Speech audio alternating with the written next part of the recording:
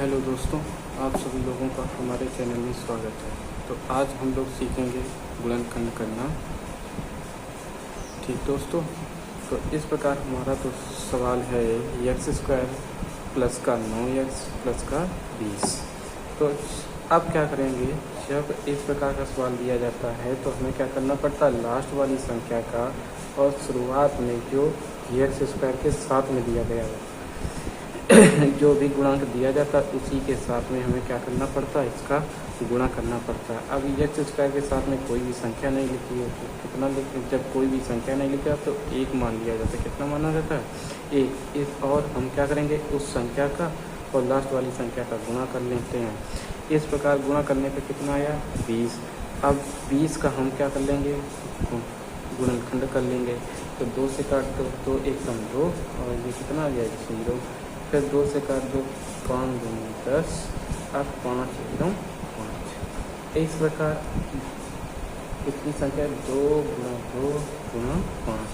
फिर 2 में गुणा हुआ, कितना आ गया, 4। 4 का गुणा जब 5 में किया कितना आ गया, 20। अब क्या 4 और 5 जोड़ने पर क्या 9 आ रहा है, तो आ रहा है 9। इस प्रकार हमारे गुणनखंड क्या बना जाके, x² प्लस का 4x प्लस का कितना है, 5x और क्या हो गया, 20। अब क्या करेंगे, अब 2 का जोड़ा बना लेंगे।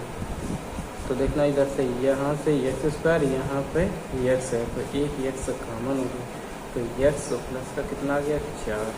अब यहाँ पे क्या करेंगे, यहाँ से 5 इधर पे है और 5 यहाँ पे मिल जाएगा, तो 5 कॉमन कर लिया, तो x प्लस का कितना बच गया, यहाँ पे 4। जब हमारा सवाल सही होगा तो ये और ये बराबर होंगे एक जैसे। तो अब देखना ये और ये कॉमन हो गया, तो ये कॉमन हुआ तो हमने इसको बाहर कर लिया, अंदर क्या बचा, x प्लस का 5। इस प्रकार ये हमारा आंसर था। ये दोस्तों, अब हम सवाल नंबर दूसरा देखते हैं। तो अब सवाल हमारा दिया गया 3x² माइनस के 10x और प्लस का 8। अब क्या करेंगे, हमें इसका गुणनखंड करना है। तो हम क्या करेंगे, फिर से वही लास्ट वाली संख्या का और शुरुआत में x² के साथ में जो गुणांक दिया जाता है उसका हमें क्या करना पड़ता है, गुणा करना पड़ता है। तो 3 गुणा कितना हो गया, 8, कितना आ गया, 24। अब 24 का हमें क्या करना है, गुणनखंड करना है। क्या करना है, गुणनखंड।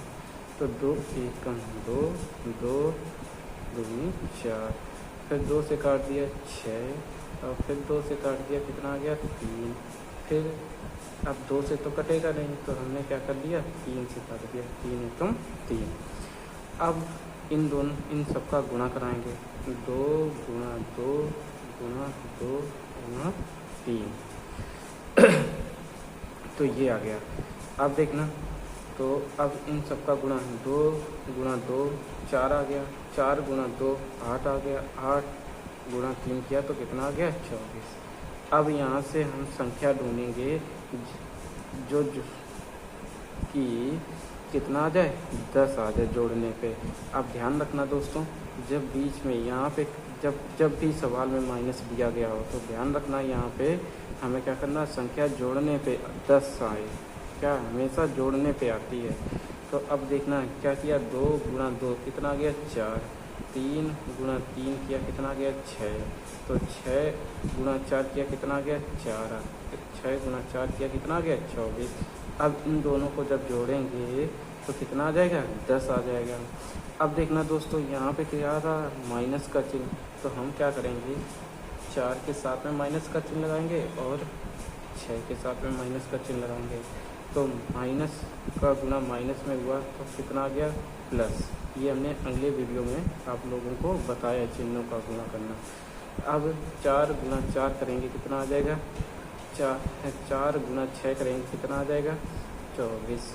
तो देखना दोस्तों, प्लस का कितना आ गया, 24 आ गया। अब तो हमें जोड़े क्या किया, 3x² माइनस के 4x और माइनस का 6x और कितना लिख लिया, 8। ये दिया गया सवाल में था।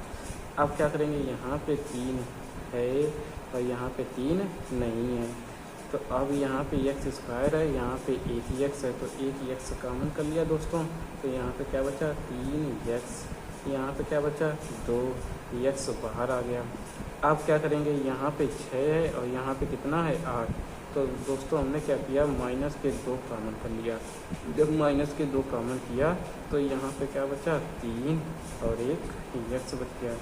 अब माइनस के 2 कॉमन किया था तो अंदर चिन्ह भी बदल जाएगा, तो ये प्लस का चिन्ह कैसा हो जाएगा, माइनस का हो जाएगा। कैसा हो जाएगा, माइनस का। दोस्तों छोटी सी गलती हुई, यहाँ पे क्या हो जाएगा 4 आएगा, यहाँ पे कितना आएगा 4।